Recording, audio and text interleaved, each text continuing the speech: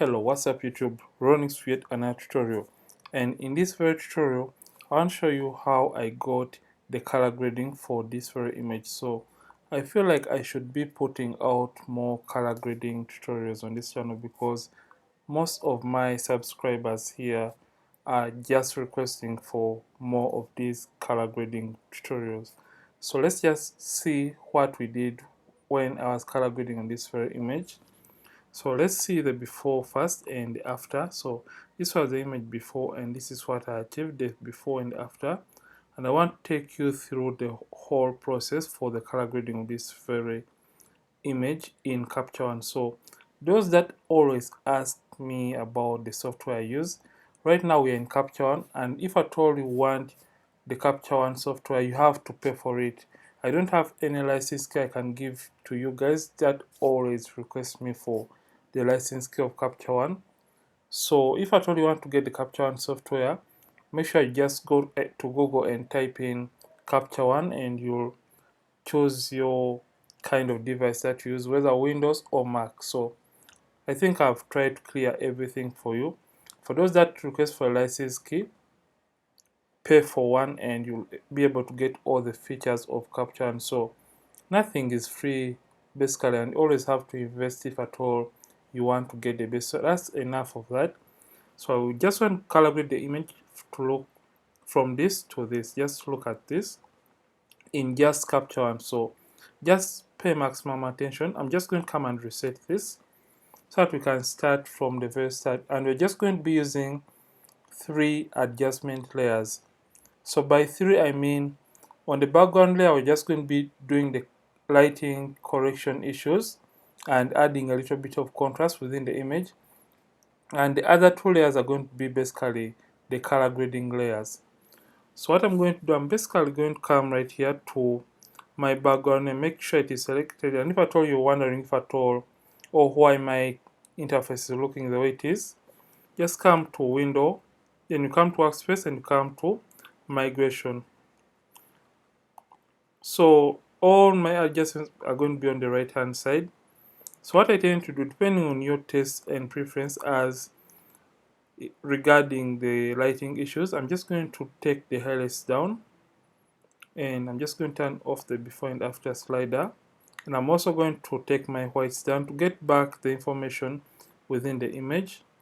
Then I'm going to take down the blacks a little bit, and after doing that I just feel like I should add contrast within the image. So I'm just going to come to my levels, and if at all you're missing any tool in Capture One, simply right click here and you come to add tool and you select any tool that you're missing in Capture One. So after that I'm just going to come to the levels and I pull in my blacks to add that nice and rich contrast within the image. So at around 8 we are good to go, and I think I should add a little bit of clarity within the image. Up to around 6 looks great. So we're done doing the lighting correction issues.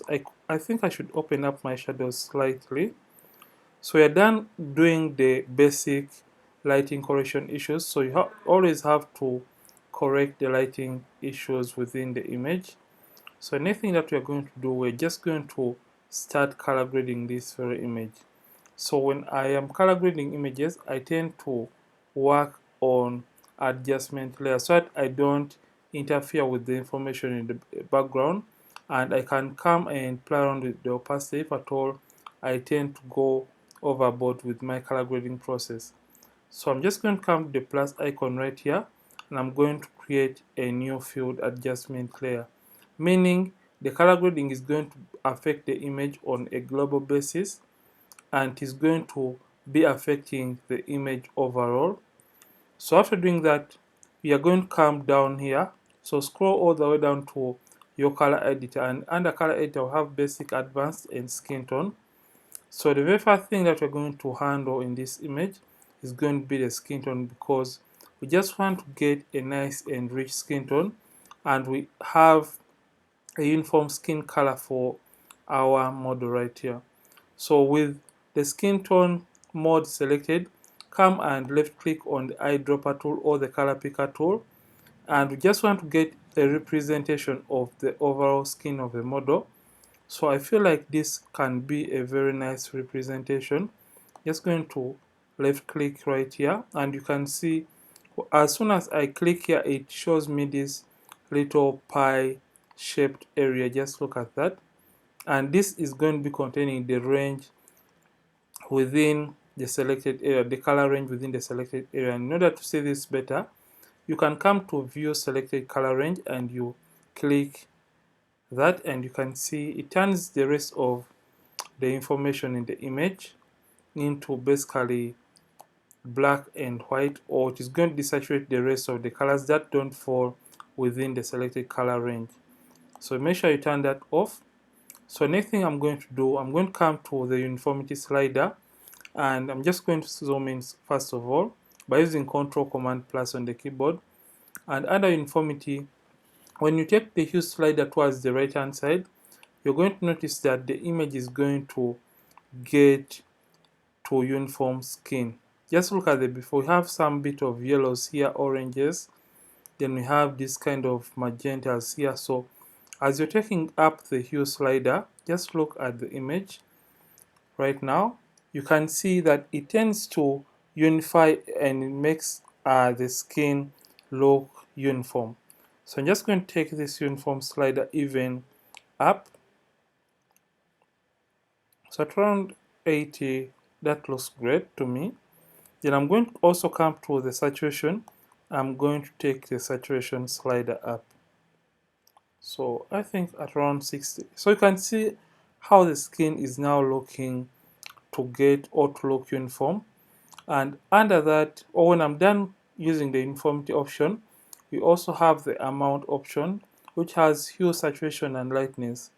So when you take the hue towards the left hand side, you'll be adding more of the magentas within the image, and the opposite of magenta is going to be green. So taking it towards the right hand side is going to be adding green within the image. So I'm just going to reset that. So I feel like I should add a tiny bit of the greens within the image. So I'm just going to take it up. So around 1.4 we are good to go. And I'm going to desaturate or reduce on the saturation of my image. So I'm just going to take this all the way down around, yeah, that looks great. Negative 11 is fine. I've zoomed in because the most emphasis of the skin is in the face and in the hands. That's why I had to zoom in all the way. Then I'm going to come the lightness and just take the lightness slider down just like that. Negative 2.5 is good. So after doing that, I'm just going to look at the image from a distance, and we are almost there. So with this new adjustment layer still selected or active, I'm going to come and add contrast within the image, just like that. And I'm also going to slightly take down my highlights just a little bit, and also work with my whites just a little bit. So I'm basically trying to add contrast and correct the lighting issues within the skin tone. So let's see a before and after for just that step. This is the before and this is where we are right now. So we are not yet done color grading the image. So next thing we are going to do, we're just going to come back down here where it says color balance, and under color balance, I feel even before we get to color balance, I feel like I should eliminate the yellows under the basic slider. So I'm just going to come to basic and I select the yellows and simply desaturate the yellows from the image so that the model can really stand out even more. Just look at the difference right here, just the before and just look at the after. Now the model is popping out of the background. So next thing I'm going to do, I'm going to come to my highlights, and under highlights I'm just going to add a slight bit of greens within the highlights of the image, just like that. So you can see that we have this option that shows the intensity of a selected color, and under this I'm basically going, I'm sorry about the noise in my background. So this slider is going to basically take the saturation up and down. So the higher you take it, the more this circle is going to come close to the color, meaning it's going to be more saturated, and the lower you take it, the more or the less saturated that color is going to be. So in the highlights, I'm just going to add a tiny bit of the green color, and under my shadows, I'm going to add a tiny bit of blues. So I'm just going to add a slight bit of blues within the shadows of the image, and I feel like that is too much, so I'm just going to desaturate it by taking this slider down. Just look at how the image is looking right now. So just a tiny bit of the blues within the shadows, and that looks okay to me. So I'm just going to create one more adjustment layer, and I add a little bit of color grading within my highlights. So come to the adjustment or the layers, right click. So you right click here and come to new field adjustment layer, and come down all the way to my color balance, and I'm going to add a little bit of cyan to my highlights, and I'm just going to select that and come and add a tiny bit of cyan, just like that. Just look at how nice and now better the image is looking. So I take it all the way towards the edge and start desaturating it just by a tiny bit. Just look at that.